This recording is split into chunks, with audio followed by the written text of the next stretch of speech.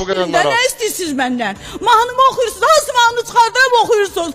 İncimişəm özümdən tutdu oxudunuz. Bunu nə istəyirsən? Sən var idin gülməyətlə. Hansı mahnını tutub? Ay Mehriban, Hansı ay eləmə. mahnını tutub səni?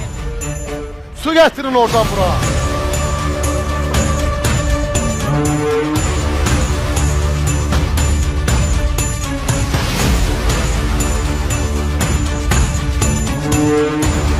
Burada o şey bilsən necə, o elə bir iki qadının söhbətidir. Biz də oturmuşuq burada, ya belə aşağı salaq, ya duraq çıxaq gedək də, neynisən?